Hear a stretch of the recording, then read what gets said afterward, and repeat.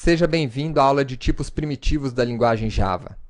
Na aula passada, você aprendeu como declarar variáveis. Nesta aula, vamos trabalhar com dados primitivos, conhecer seus tamanhos, aprender como realizar conversões entre um tipo e outro.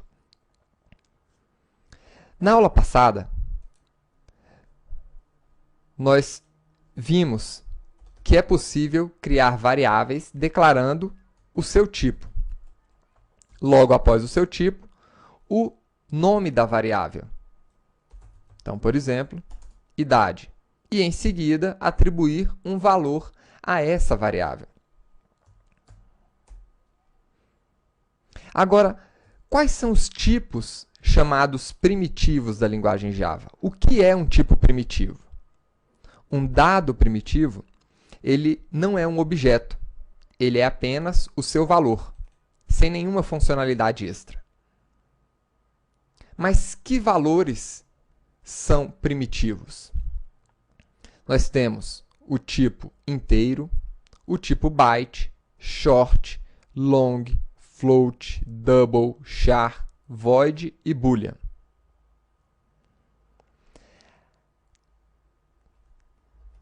Cada um desses tipos pode receber valores diferentes. Um inteiro recebe um valor sem fração. Um double pode receber um número fracionado. Então, por exemplo, um preço de R$ 12,45. Os centavos sempre vêm após um ponto, seguindo o padrão americano, diferente do brasileiro, que é uma vírgula. Aqui, você deve representar como ponto. Um char representa uma letra. E apenas uma letra, dentro de aspas simples. Na aula passada, nós vimos o tipo de dado string, que representa um texto. No char, você só recebe apenas uma letra, ou um caractere. Pode ser um caractere japonês, árabe, chinês e assim por diante. E nós temos ainda o tipo booleano. O tipo booleano, ele recebe apenas dois valores, verdadeiro ou false, sempre utilizando a língua inglesa, true ou false. Mas e quanto aos outros tipos? Eu sei que o inteiro recebe um número, o double um número fracionado, o char um caractere e o booleano um verdadeiro e falso. Os outros tipos vão se diferenciar um do outro pelo tamanho de informação que você pode colocar dentro dele. Um inteiro, um byte, um short ou um long, todos esses recebem números sem fração. Um float e um double recebem números fracionados. O char é um caractere, o void é um tipo de dado que representa a inexistência de valor, e o booleano verdadeiro ou falso. Então, para mostrar para vocês o que isso significa exatamente, um char ele ocupa 16 bits de informação. Um bit significa um 0 ou um 1. Lembrem-se que em linguagem de máquina, o que a máquina entende são zeros e uns. Então, para representar um caractere, eu utilizo 16 posições preenchidas com 0 e 1s. Um byte ele ocupa 8 posições, um short 16, um inteiro 32 posições, um long 64, um float 32, o double 64 e assim por diante. O boolean, como representa apenas o valor verdadeiro ou falso, ele precisa apenas de uma única posição. True ocupa 1 e false 0. Então, o que isso significa na prática? Na prática é mais ou menos isso daqui. Você tem números menores e números maiores. Dependendo do tamanho do número que você quer representar na sua variável, você vai utilizar tipo que suporte um valor maior ou um outro tipo que suporte um valor menor. Vamos voltar aqui para o nosso código. Dentro de um byte, por exemplo, qual o maior valor que eu posso representar? Um byte, ele suporta até o número 127. Se eu quiser representar o número 128, eu já não consigo. Então, ele é um número pequeno, representando aqui até 100, por exemplo. Um short, ele já suporta um valor um pouco maior. Ele suporta até o valor 32.000. 32.768, para ser mais exato. Então, até 32.000 nós conseguimos representar com esse valor. Uma característica interessante dos números primitivos aqui é que a gente pode separar esses números, se a gente quiser apresentar ele de uma forma mais clara. A partir da versão 7 do Java, você pode utilizar o sinal underline para separar, para tornar mais legível o seu código.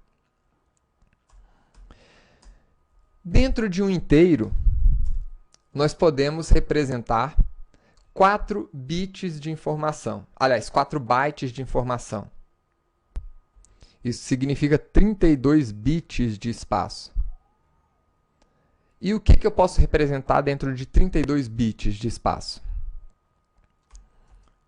Eu posso representar um número de até 2 bilhões.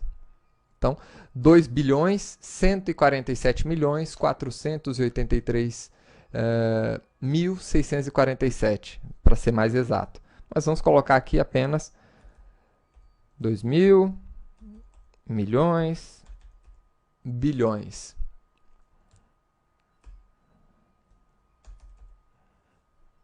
Então, está aí. Opa. Esse é um número que é possível representar com um inteiro. Então, vou colocar aqui até 2 bilhões. E com o número long? Um long, como o próprio nome diz, ele é bem longo, né? A gente pode representar um número de até 9 quintilhões. Vamos tentar representar esse número aqui? 9 mil, milhão, bilhão, trilhão, quatrilhão, quintilhão. É isso aqui. Então, percebam que é um número bem grande aqui, né? 9 quintilhões. E o double? O double, ele é um número, assim como o float, um número que aceita frações. Qual é o maior número que nós podemos colocar dentro de um double? É este número aqui. Percebam que o formato desse número apresenta um E mais aqui no meio. Esse é um formato definido pelo padrão IEEE 754. IEEE 754. Tanto ele como o float, eles adotam esse padrão que define como os números de ponto flutuante, ou seja, os números com frações, devem ser tratados pelo computador. Ou seja, como esses números devem ser processados pela CPU. Então, aqui nós temos um pouco do que é possível armazenar dentro de cada um desses tipos de dados primitivos aqui. Agora, eventualmente, você pode encontrar os números terminando com algumas letras. Por exemplo, L, que significa que isso aqui é um long. F, ou D, que significa que é um double. E se você tivesse ainda um float, você também poderia representar ele com um F no final, simbolizando que aquele valor se trata de um float. Agora, todos esses números, na verdade, são representações que esses números serão, em algum momento, convertidos para o sistema binário. Então, você também pode representar os números na forma binária. Isso aí é conhecido como sistema de números binários. Então, por exemplo, um byte. Eu poderia representar um byte na forma binária. Então, vamos, por exemplo, colocar aqui um byte, ele na verdade ocupa 8 bits de espaço. Então, vou colocar aqui 1, 2, 3, 4, 5, 6, 7, 8. Então, eu de alguma forma representei aqui um byte. Tá? Então, quando nós estamos escrevendo um número na forma binária, é preciso começar com o prefixo 0b, para mostrar para o computador que isso aqui é, logo após esse prefixo 0b, esse valor aqui está no formato binário. Da mesma forma, eu poderia representar os outros valores. Por exemplo, um short, isso aqui representa 8 bits de informação, ou 1 byte. Um short, ele na verdade, ele ocupa 2 bytes de informação, ou seja, 16 bits de espaço. Então, eu poderia aqui também ocupar esses 16 bits de espaço.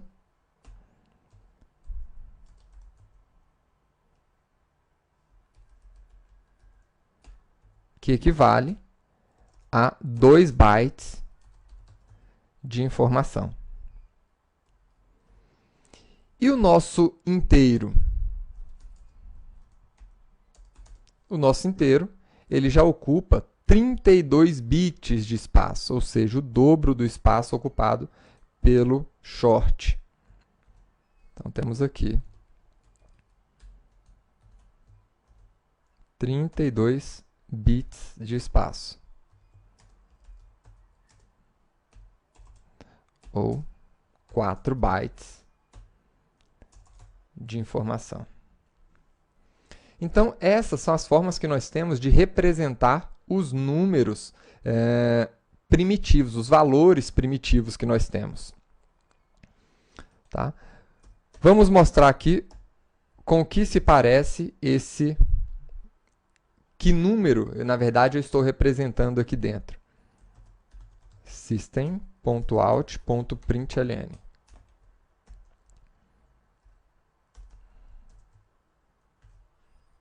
Vamos ver, que eu mesmo não faço a menor ideia de que número é esse. Então, vamos compilar a classe. Acabei colocando um número maior do que permitido dentro do nosso short, que ele permite até o número 32.767. Vamos tentar compilar aqui novamente. E agora sim, conseguimos compilar a nossa classe. Vamos executar a classe para ver o resultado ali da nossa variável ii. Então, o número que nós representamos aqui de forma binária nessa variável inteira é, na verdade, esse número aqui. Agora, uma última informação. Nós já vimos os vários tipos, as várias formas de declarar esses tipos. Agora, se um tipo ocupa mais espaço do que outro, então, em tese, eu posso colocar o valor de um tipo que ocupa um espaço menor dentro de um tipo que tem um espaço maior. Então, por exemplo, aqui o meu short. Eu posso colocar ele dentro de um inteiro? Sim. Eu posso pegar o meu inteiro, o meu i. Vamos lá. Eu vou pegar o nosso i e dentro dele eu vou colocar o short. Isso é possível? Perfeitamente possível. Então vamos aqui. Perfeitamente possível. Isso aqui a gente chama de uma conversão, porque a nossa variável, na verdade, ela é um inteiro. Então, eu estou convertendo um short para um inteiro. Eu vou imprimir aqui o valor dessas duas variáveis. Primeiro do short e depois do nosso inteiro.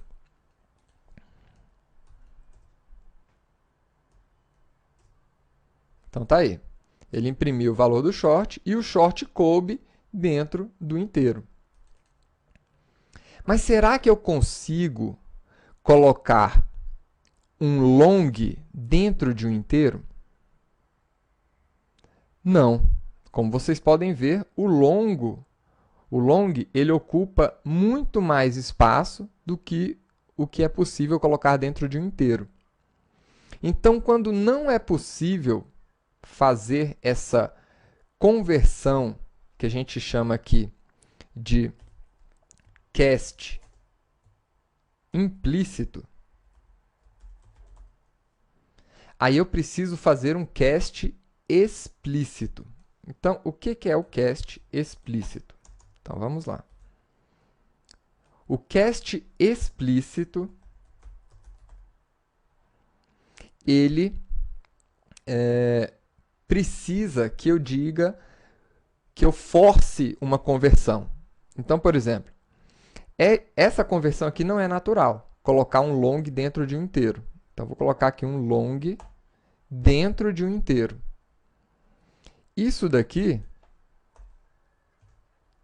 não é possível colocar todo o conteúdo, talvez não seja possível colocar todo esse conteúdo dentro de um inteiro. Né? Então, eu preciso falar para o Java que eu sei que poderá acontecer algumas perdas, mas mesmo assim eu assumo o risco, eu assumo que algumas perdas podem ocorrer e eu aceito isso. Então, a forma de fazer o cast explícito é colocando qual é a conversão que você deseja realizar aqui.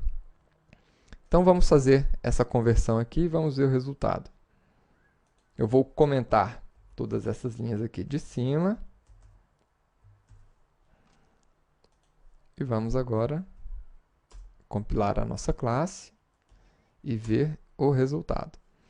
Então, aqui nós tínhamos, primeiro, o valor 9 quintilhões, e ele tentou jogar dentro do meu inteiro esse valor. Então, houve uma série... Ele colocou o máximo que ele conseguiu aqui, né? E ele acabou quebrando. Percebam que o valor está bem diferente. Se o valor fosse um valor menor, então vou colocar um valor bem menor aqui. Vou reduzir o tamanho do meu long e vou colocar lá dentro agora. Aí ele colocaria sem problema. Então tá aí. Se a gente tentar colocar um valor muito maior sem fazer a conversão,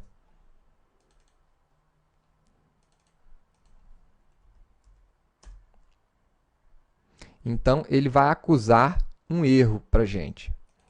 Ele vai falar que não é possível colocar aquele valor dentro de um tipo menor, porque algumas perdas podem acontecer, possíveis perdas de precisão podem acontecer nessa conversão. Então, ele não aceita.